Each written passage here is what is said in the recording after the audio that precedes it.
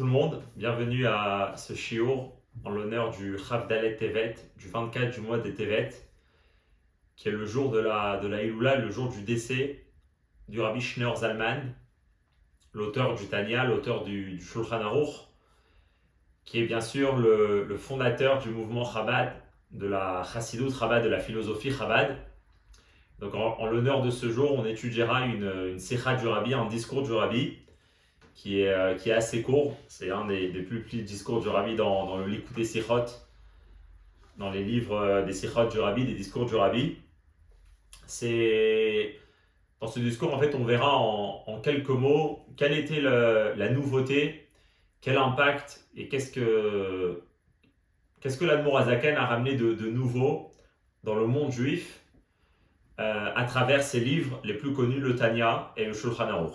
Alors c'est une sikha qui est dans le volume Chavav 26 de Likutei Sichot et la sikha de Chav Dalet Tevet. On commence. Seif Aleph. Yeduim divrei Ashla, c'est connu les mots du Shla Akadosh.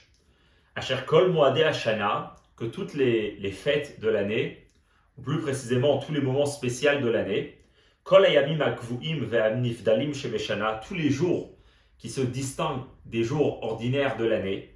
Et donc, Veyesh Lomar, donc on peut dire chez Bechlal Zé, dans ces jours spéciaux qui se distinguent des jours ordinaires de l'année, on peut aussi parler de Yemei HaUledet, Veyemei HaIlula, des Tzadikim, chez Domim, Leboram et Kaïtsevazé, des jours d'anniversaire et les jours de Ilula, de décès des Tzadikim, que les Tzadikim, comme le Midrash dit, ressemblent à leur créateur, ressemblent à Dieu. Donc le jour de leur naissance et le jour de la Ilula, c'est des jours importants. Alors le Shala Kadosh, il dit que ces jours-là, Merumazim, Beparashiot à Torah, on peut les trouver de façon allusive dans les parashiot de la Torah, Anikraot qui sont lus, Venilmadot et qui sont étudiés, Bismanim dans ces moments-là, Shechalim, Bahem, Wadim, Ele, qu'ont lieu ces jours spécifiques qu'on vient de mentionner. Donc le Shala Kadosh, il dit en d'autres mots, c'est vrai que les parashiot de l'année sont fixés dans l'idée de terminer la Torah une fois par an, et pas forcément liée aux dates spécifiques du mois dans lesquelles on les lit, mais plus que finalement tout est b'ashgacha pratit, alors on peut trouver tout ce qui se passe dans la semaine, surtout les choses importantes comme les jours des décès, le jour de naissance, on peut le retrouver de façon allusive dans la paracha de la semaine.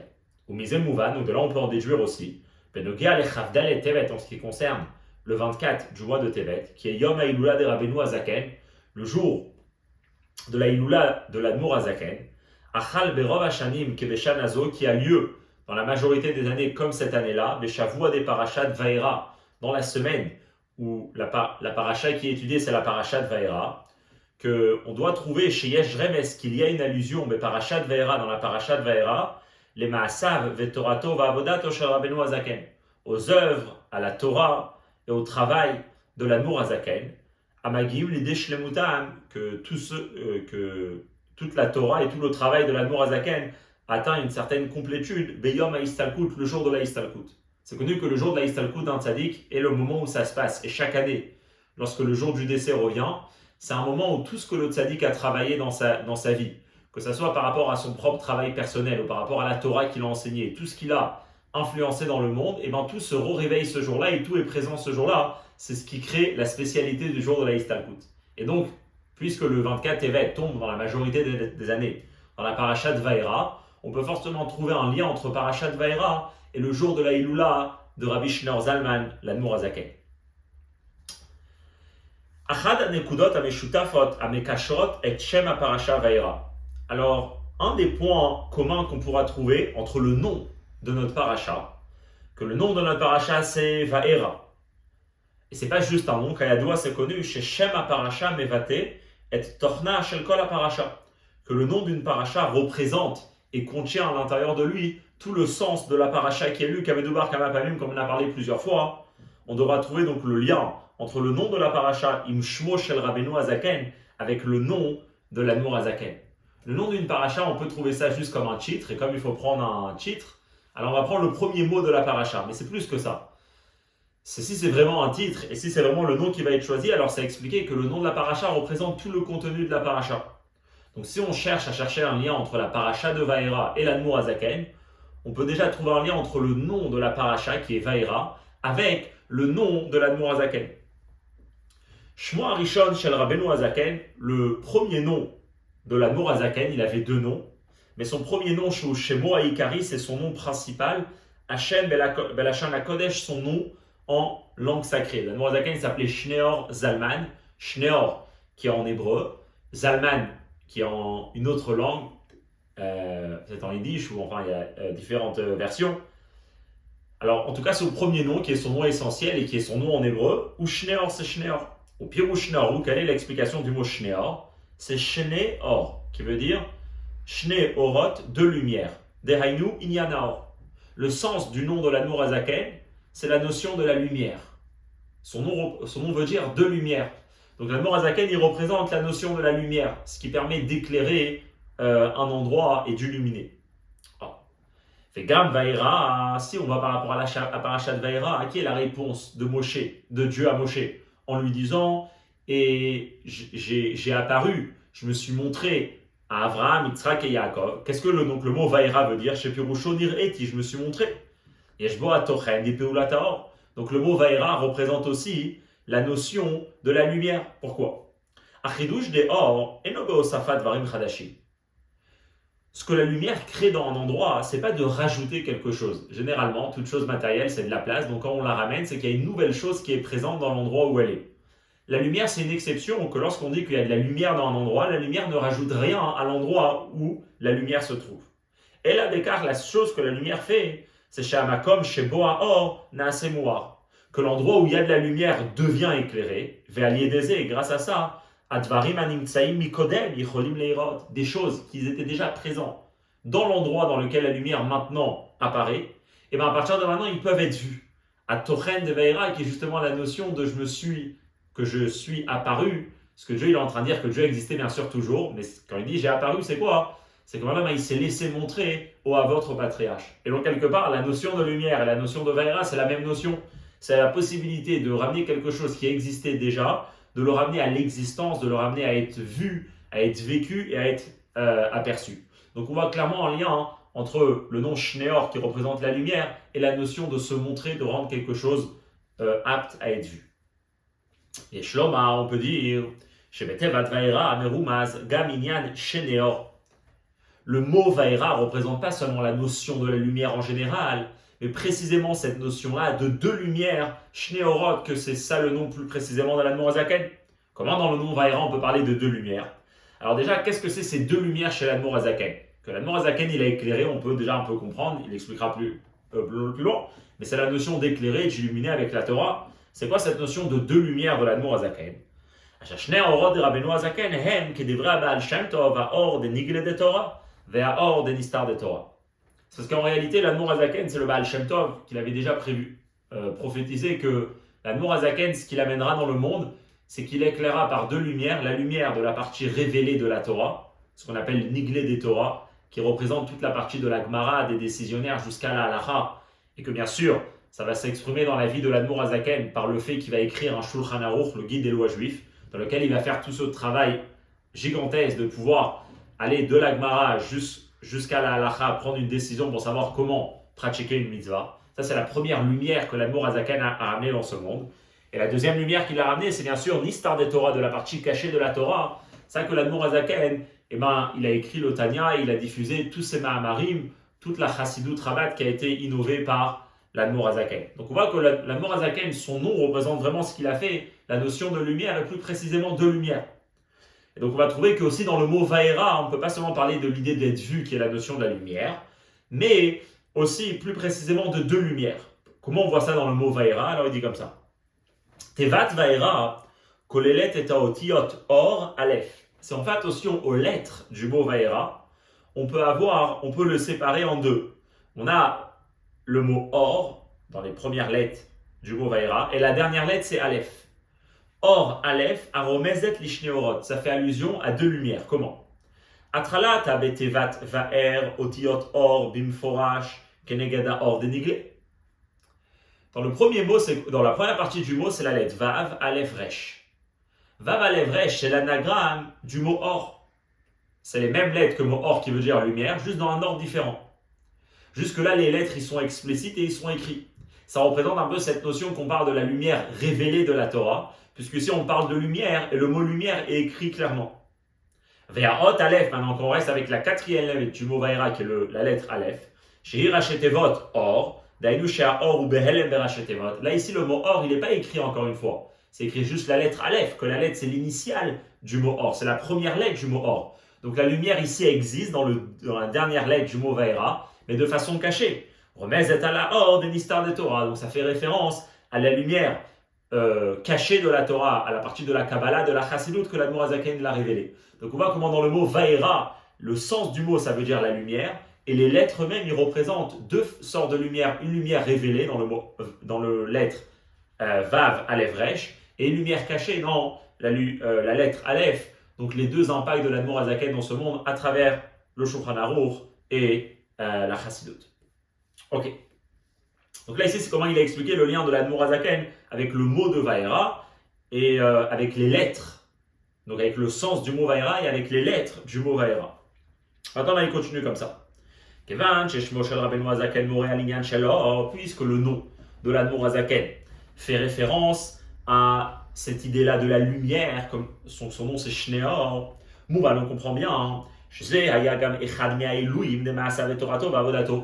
si on veut essayer de mettre le point en quelques mots sur l'innovation de l'Admor Hazaken à travers toute son œuvre, et à travers toute sa Torah et tout son service de Dieu, on pourra le résumer à la notion de la lumière. Si on veut comprendre qu'est-ce que l'Admor Hazaken a changé dans le monde, il faut s'intéresser à la notion de la lumière et cette notion-là représentera le chidush de l'Admor Hazaken. Ve'abio basé, et voilà l'explication.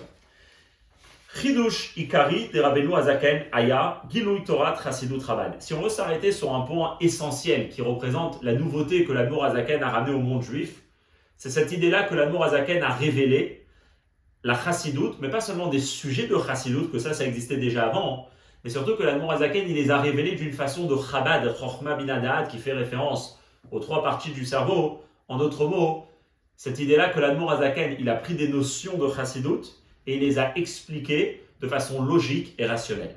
Et dans les mots du chef de la génération, mon beau-père, donc le Rabbi Rayatz, le beau-père du Rabbi, que là-bas il dit, comment il dit dans une sikha, mais il y a sept Chassidut Chabad, Chochma bin Hadad, Vanassi Arishon de Chassidei Chabad, le fondateur de la Chassidut Chabad, et le premier chef, le premier maître des Chassidim de Chabad, que c'était qui? C'est Shehiv Shich et Inyane Torah Chassidut Aklalit, c'est qu'il a réussi à prendre et à ramener les sujets et les notions de la Chassidut de façon générale. Que cette Chassidut-là, Shinit Galta Alida Baal Shem Tov Arav Amagit, elle a été révélée dans les générations juste avant lui, à travers le Baal Shem Tov en premier, et puis après par le Rav Amagid, le Magid de Mezerich. Et il a réussi à ramener toutes ces notions-là, Bechorma Bina Da'at, dans le monde du raisonnement, dans le monde de la réflexion, et Beofen d'une telle manière, Shekol Echad Yachol Yuchal Le'asigam Mesirlo, que chaque personne, chaque individu, indépendamment de son niveau de spiritualité, de divinité, son travail personnel, juste par un travail de réflexion et de compréhension, il pourra réussir à intégrer ces idées de la Chassidut. Donc qu'est-ce qu'on voit de là? Si on veut résumer, c'est quoi le point de l'Admor Hazaken? C'est réussir à prendre des notions qui étaient quelque part jusqu'à maintenant abstraits et retirées du raisonnement, et lui il a réussi à les ramener dans le monde du raisonnant, dans le monde rationnel de la personne. Ça c'est l'impact de l'Admor Hazaken par rapport à la profondeur de la Torah. Pareil, quand on parle par rapport à la nouveauté que l'Admor Hazaken a ramené dans le monde du Niglé des Torah, c'est-à-dire que l'Admor Hazaken il a donc écrit son Shulchan Aruch. Qu'est-ce qu'il y a de spécial dans le livre du Shulchan Aruch de l'Admor Hazaken dans tout ce monde-là de ce qu'on appelle Niglé des Torah? Shemiikar achidush basé aya mashehemid alachot beta'amehen milta beta'amadavka. Le chidouche essentiel dans le livre de l'Admor Hazaken, dans le monde de la halacha, c'est comme ses enfants. Les enfants de l'Admor Hazaken, ils ont écrit une introduction au Shulchan Aruch qu'on peut tous trouver au début du Shulchan Aruch, où là-bas ils disent que le chidouche de ce livre, c'est que l'Admor Hazaken, il a ramené les halachot, donc toutes les lois, comment un juif il doit se comporter, comment on doit accomplir les mitzvot dans la plus grande précision possible, mais il a aussi ramené les raisons de ces lois, les définitions et le sens de ces lois. Qu'est-ce qu'il a fait de nouveau dans ça, l'Admor Hazaken? c'est כדי שהלומד ידע לא רק את הדין כיצד עליו להתנהג בפועל, אלא גם יבין את ההלכה על בוריה. C'est permettre à une personne pas seulement de savoir la loi, comment se comporter concrètement, mais aussi de lui permettre de comprendre la loi parfaitement. Et ça, c'est quelque chose de nouveau de l'Admor HaZaken, puisqu'avant, ces livres existaient, mais dans deux mondes différents. Il y avait quelqu'un qui pouvait ouvrir un livre dans lequel ça va être uniquement étudier la Gemara, la compréhension de la Gemara, ou bien on pouvait ouvrir un Shulchan Aruch de Rabbi Yosef Karo, et là-bas on a uniquement la loi. Qu'est-ce que l'Admor HaZaken, il vient, il fait, il met les deux en même temps, qu'une personne, sans ouvrir tous les livres, depuis la Gemara jusqu'à la Halacha, il peut juste lire un Shulchan Aruch, et là il aura les deux, et en même temps comprendre, connaître la loi exacte, et en même temps comprendre la raison et le fonctionnement et le but de cette loi. Alors on comprend, ça c'est les deux innovations de l'Admor HaZaken dans le monde de la Torah, de Niglé et Torah Tanistar. Alors Vezeu Inyan Haor, voilà pourquoi ça c'est lié avec la notion de lumière. Pourquoi? Puisqu'on trouve que le raisonnement, la sagesse, la réflexion, eh ben, c'est lié avec la notion de lumière. Pourquoi?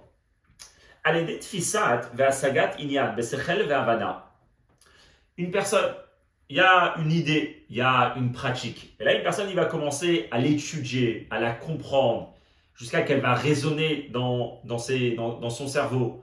Intellectuellement, cette personne, il va vraiment comprendre qu'est-ce qu'il est en train d'avoir devant lui. Alors là, ce qui se passe à ce moment-là, c'est qu'on a assez à davar mu'ar, pas touar bifne adam. C'est comme si la personne est en train de mettre un projecteur sur la chose qu'il connaissait jusqu'à maintenant, mais juste par une connaissance, par une information. Et comme si maintenant la chose devient ouverte devant lui. C'est-à-dire, lorsqu'une personne comprend un sujet, comprend une idée,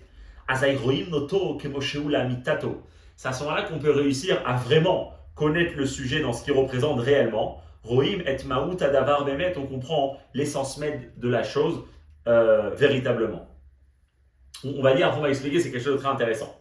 Quand quelqu'un il croit en une certaine chose,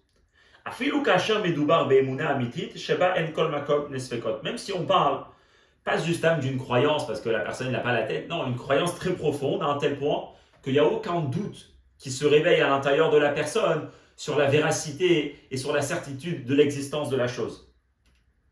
Ok. Mais puisque la seule liaison que la personne a avec cette chose-là, avec cette idée, avec cette personne, avec cette notion, c'est quoi? C'est une croyance, mais c'est pas par un mode de réflexion et de compréhension. La chose n'est pas ouverte devant lui, c'est-à-dire, ça ne va pas changer dans la certitude, dans la conviction de la personne que cette chose est vraie, que cette chose existe. Mais si par contre il y aura sur cette chose-là aussi une compréhension de ce qui est en train d'exister, un raisonnement et une réflexion sur qu'est-ce qui est en train, à la chose à laquelle il croyait jusqu'à maintenant, alors à ce moment-là, ce que ça va faire, c'est que ça agira sur lui, que Sheir et Adavar Bechol Pratav, qui pourra réussir à voir la chose dans tous ses détails, jusqu'à qu'il pourra atteindre un niveau où Babé Poel, et donc concrètement arriver là-bas. L'idée yichud nifla d'arriver à une union totale, que la personne qui réfléchit, ses capacités intellectuelles et la chose qui est en train d'être réfléchie deviennent une seule chose. Ce qu'il dit ici, c'est quelque chose de très intéressant. Bien sûr qu'il y a une très grande force qui existe dans la émouna, dans la croyance en quelque chose qui dépasse tout raisonnement et toute logique et toute construction cérébrale. Ça dépasse toute la personne, c'est très fort. Mais d'un autre côté, le fait même que c'est très fort, c'est quelque part parce que c'est un peu déconnecté de lui, c'est un peu séparé de sa personne. C'est quoi? C'est quand une personne va vraiment s'unir avec quelque chose, c'est quand une personne il va étudier sur la chose, il va apprendre à la connaître, apprendre à la comprendre. Et là, à ce moment-là, ce qui va se passer, c'est que la chose va s'ouvrir devant lui, va éclairer devant lui, jusqu'à qu'il pourra vraiment sentir que lui et la chose font vraiment sa personne intérieure et la chose à laquelle il est en train de réfléchir et de comprendre, et ben ils peuvent vraiment faire un jusqu'à que des fois une personne, pas seulement il étudie un livre par exemple, où il étudie sur une certaine notion, mais ça devient carrément sa façon de penser, sa façon de réagir, sa façon de vivre. Donc l'idée de la compréhension, c'est que ça peut vraiment transformer la personne complètement à l'intérieur, jusqu'à qu'il fait vraiment un avec la chose, et donc la chose est complètement éclairée, parce que la chose existe vraiment à l'intérieur de lui. Donc si ça c'est la notion de la lumière, c'est-à-dire quoi? La notion de la lumière, c'est permettre de voir quelque chose, de voir la vraie chose, comment elle est, et pas de se tromper. Et ça, c'est un peu ce que les forces cognitives, les forces intellectuelles, c'est ce qui vont permettre à la personne de faire.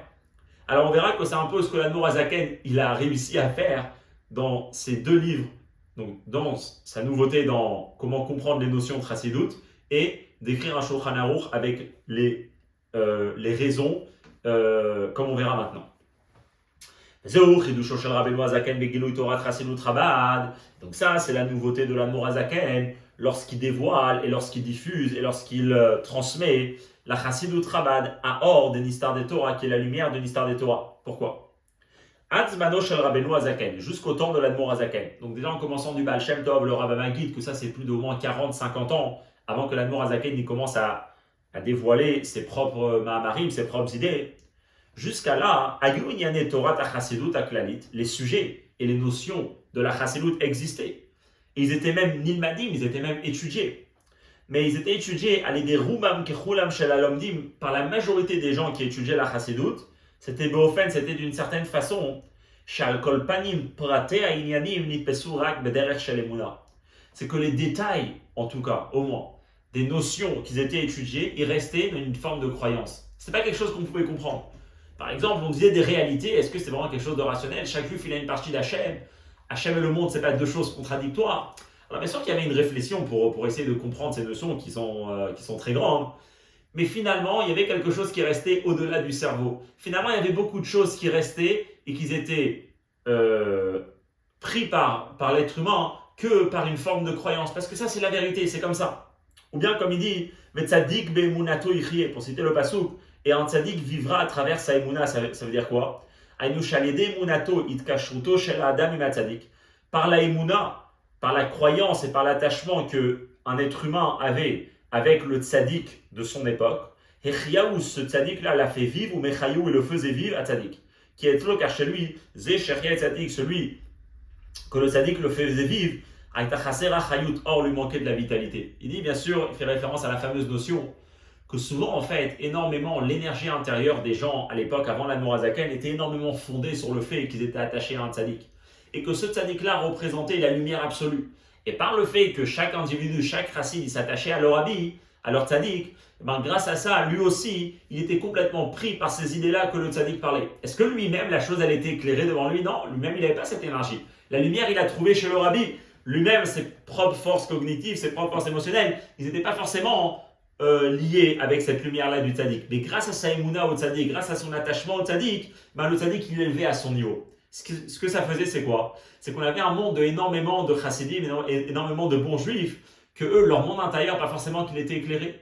Les choses elles-mêmes qui étaient discutées, ils n'étaient pas éclairés chez eux parce qu'il n'y avait pas une relation de compréhension et de réflexion par rapport au sujet qui était excité. Et même s'il y avait, c'était que jusqu'à un certain niveau.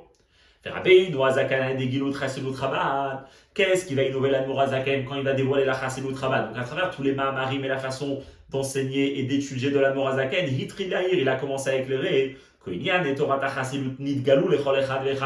les notions et les sujets discutés dans la Chassidut se sont révélés à chacun individuellement. Pour chaque personne individuellement, la chose devient éclairée chez lui. La chose devient vraiment vue chez lui parce qu'il n'a pas besoin d'avoir accès à d'autres personnes, à la vitalité d'un autre tzaddik, mais lui-même, en étudiant et en comprenant, sa propre personne intérieure devient éclairée. Et donc on comprend bien que l'Admour Azaken, ça c'était quelque part le chidouche de l'Admour Azaken. Ce que l'Admour Azaken il a fait, c'est ce que son nom représente, c'est la notion de lumière. C'est la possibilité qu'un juif, n'importe quelle notion qui est discutée dans la Kabbalah et dans la Chassidut, qui sont des idées révolutionnaires, des idées qui montrent la vérité du monde à chacun, et que jusqu'à un certain moment, ils étaient cachés parce que pas forcément chacun avait la capacité. L'Admour Azaken, il a permis d'éclairer ces sujets-là, pour que ces sujets-là, ils soient complètement clairs et complètement vus et aperçus, pour que chacun puisse les puiser et s'identifier avec ces sujets-là. Ça, c'est la grande nouveauté de l'Admour Azaken. Il va dire, c'est un peu la même chose que l'Admour Azaken il a fait en écrivant son Shulchan Aruch à sa manière. Pourquoi? Quel est tout le but d'écrire un Shulchan Aruch, guide des lois juives, c'est-à-dire un livre qui consiste à montrer à la personne comment se comporter concrètement? Ah, pour lui, c'est quoi? C'est écrire un livre comme le Rabbi Yosef Karo il a fait. Shulchan Aruch, la table elle est dressée, tout est prêt, comme ça, comme ça, comme ça, tous les règles ils sont clairs.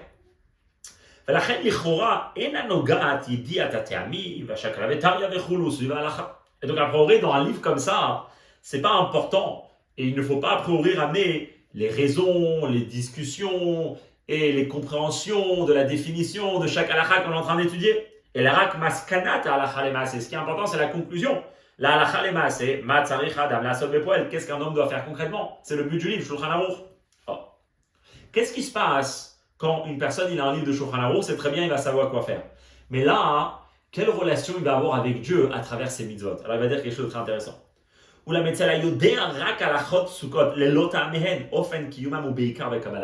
Lorsqu'une personne, la seule chose qu'il connaît par rapport aux halachot, c'est comment les faire concrètement, donc il a l'action de la mitzvah par rapport à n'importe quelle mitzvah, comment lui va accomplir la mitzvah, c'est essentiellement parce qu'il appelle Kabbalatol, accepter le joug divin. Dieu lui a demandé, donc il le fait. C'est-à-dire,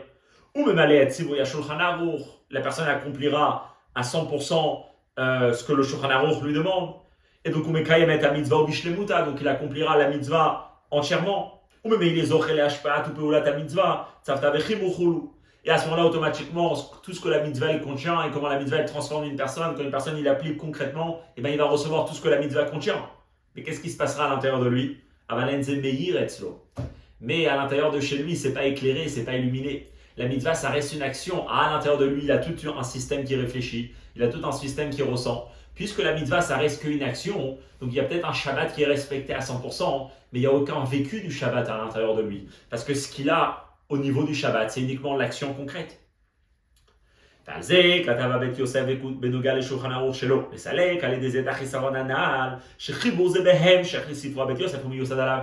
D'ailleurs, c'est pour ça quelque chose de très intéressant. Le Rabbi Yosef Karo, c'est justement pour cette raison. Quand il va écrire son Shulchan Aruch, qu'a priori, il soulève un peu cette problématique. Un juif, que la seule relation qu'il a avec les mitzvot, c'est un Shulchan Aruch, à l'intérieur de lui, il ne va pas du tout être éclairé. Il y a un Rabbi Yosef Karo, quand il écrit son Shulchan Aruch, il dit ça, j'ai aussi écrit un Bet Yosef. Le Bet Yosef, c'est le commentaire de Rabbi Yosef Karo sur le tour, où là-bas, il va expliquer, il va ramener tous les Gmarot, et toutes les explications, et toutes les raisons des mitzvot, dans la plus grande arichut possible, dans la plus grande largesse possible. Et il vient dire que tout ce qu'il a écrit, le Shulchan Aruch, c'est pas séparé du Bet Yosef, mais c'est une suite du Bet Yosef. Parce qu'une personne qui a une approche à la Torah uniquement à travers Shulchan Aruch, ça va lui manquer énormément. Jusqu'il dit qu'il va écrire le Bet Yosef, et à la suite de ça, il va écrire le Shulchan Aruch, parce que concrètement, on commence à voir la halacha et d'être clair et de ne pas rentrer dans plein de conclusions, c'est ce qui est très très important. Mais il ne sépare pas le fait que son Shulchan Aruch, c'est une suite du Bet Yosef, parce que c'est seulement comme ça qu'on peut avoir une personne que pas seulement il pratique la halacha, mais dans sa tête il comprend qu'est-ce qu'il est en train de faire et quelle est la raison de tout ce qu'il est en train de faire. Vient l'Admor Hazaken, il fait quelque chose de très grand. L'Admor Hazaken, il vient, il fait quelque chose de tout nouveau. D'un côté, il va faire un Shulchan Aruch, où le but c'est de savoir la halacha concrète, sans entrer dans tous les avis de tous les Rishonim et de tous les Acharonim. Mais d'un autre côté, il va aussi ramener le sens et la raison de chaque halacha. Qu'est-ce qui se passe à ce moment-là? Eir Gaminyan Kabbalatol à Shulchan Aruch. Ce qui crée à ce moment-là, c'est qu'il a éclairé le Kabbalatol qu'un juif peut avoir en accomplissant le Shulchan Aruch. Que Gam Shulchan Aruch halacha lemaaseh tzarich sheyubo tameh halachot. Que même quand une personne il est amené à Shulchan Aruch, c'est-à-dire même quand une personne il est amené à se comporter concrètement, à respecter concrètement les mitzvot dans la plus grande précision possible, eh ben il aura aussi les raisons de la mitzvah qu'il est en train de faire. Que des shekiyuma mitzvah iye beofen noir. Comme ça, son accomplissement soit qu'à l'intérieur de lui, il est éclairé, parce que c'est mitoch havana vasaga. Parce qu'il y a un raisonnement, il y a une compréhension, il y a un attachement à tout ce qui est en train de se passer ici. Et c'est pas juste une action sans aucune représentation du monde intérieur de la personne. Et comme ça, le rabbi finit la sikha. C'est une petite sikha. Et juste pour résumer, ce que le rabbi ici il a fait, c'est déjà il a montré comment le nom vaïra, le sens du mot, c'est le même sens du mot shneor. Les lettres du mot représente le mot shneor.